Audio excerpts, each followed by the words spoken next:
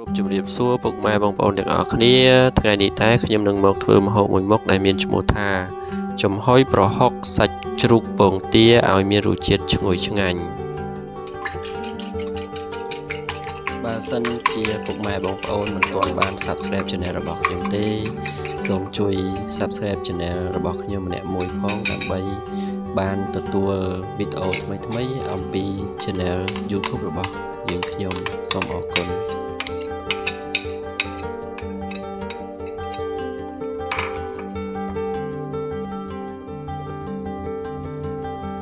ក្នុងការធ្វើម្ហូបខាងលើនេះយើងត្រូវមានគ្រឿងផ្សំ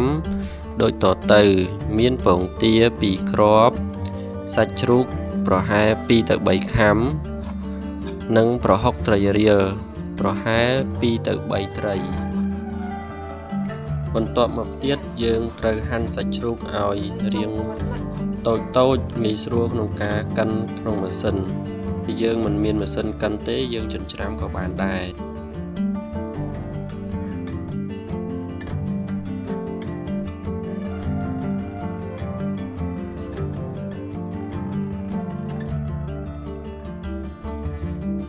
បន្ទាប់ពីយើងកិនសាច់ជ្រូកពងទារួចហើយយើងត្រូវផ្សំគ្រឿងអំបិលប៊ីចេងស្ករទឹកត្រីជាដើមតាមរសជាតិដែលយើងចង់ពីសាបហឹរតាមយើងប្រាថ្នា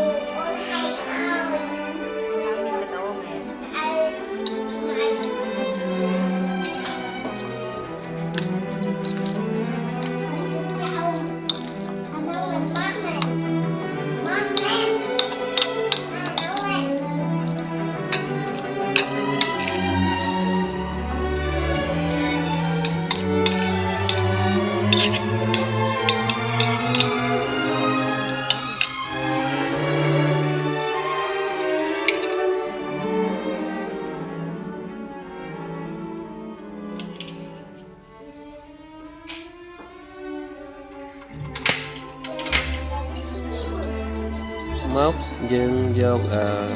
សាច់ជ្រូកហើយនឹងពងទាក្រឡុក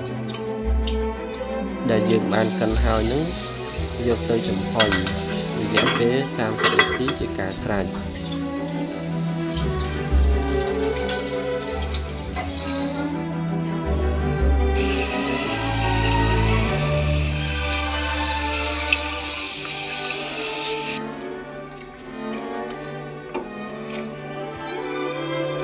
បន្លែដែលអាច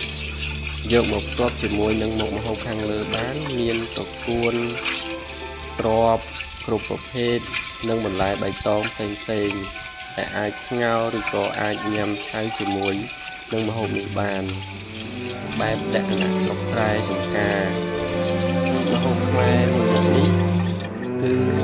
ប្រជាជនខ្មែរចូលចិត្តញ៉ាំគ្រប់គ្នា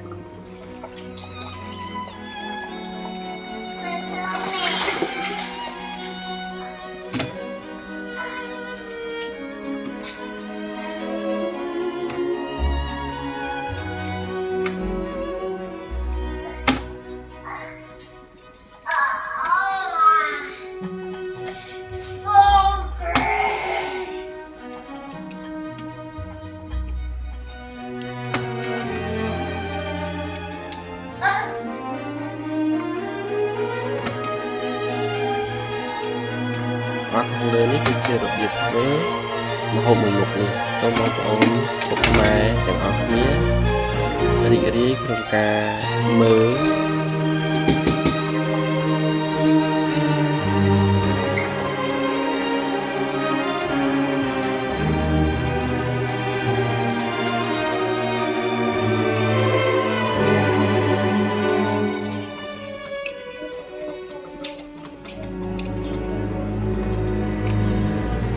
ការរៀបរាប់ខាងលើនេះគឺជារបៀបក្នុងការធ្វើម្ហូបមួយមុខនេះអញ្ចឹងសូមពុកម៉ែបងប្អូនទាំងអស់គ្នាមើលវីដេអូរបៀបក្នុងការធ្វើទាំងអស់គ្នាសូមអរគុណ